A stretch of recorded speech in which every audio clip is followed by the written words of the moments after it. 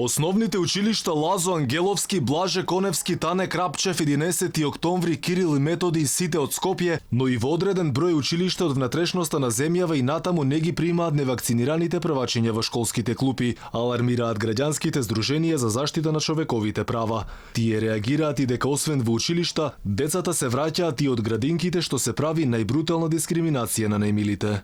Дали државата прави дискриминација кај најмладите во моментов? Апсолутно, Борис. Значи, државата во моментов прави бескрупулозна и невидена дискриминација досега. Во Законот за основно образование има издвоено посебен член каде што е нагласено дека дискриминација не смее да се врши ниту во образовниот процес, ниту пак при упис. Значи, ова е класична дискриминација при упис.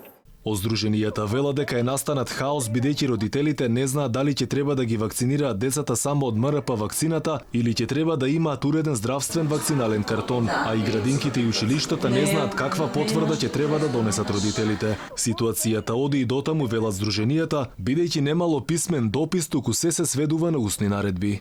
Имаме потврда регуларна од државна институција дека мора да оди во градинка, а од друга страна управата одлучува дека ќе ти го отпише детето. И се повикува на тоа дека само ако министерот за здравство каже дека може да остане во градинка, ќе остане.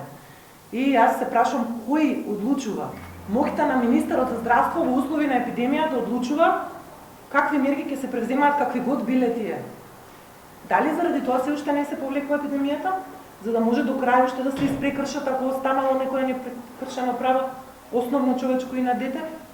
Не гледам друга причина зашто епидемијата не е повлечена се уште, освен да се ужива моќта на министерот за здравство. Одлуката да не се примаат невакцинирани деца е противзаконска, велат упатените, зашто загарантирано е основното образование за сите деца. За гласот сериозно да допре до надлежните институции, Здруженијето од нас за вас викендов организира научна конференција на која се очекува да бидат спротивставени аргументите за и против вакцинација. Поканети биле експерти од дома и од странство. Од Словенија, Хрватска и Србија лекарите се согласиле дека ќе присуствуваат, но домашните експерти и од Министерството за здравство засега немале потврда за нивно присуство.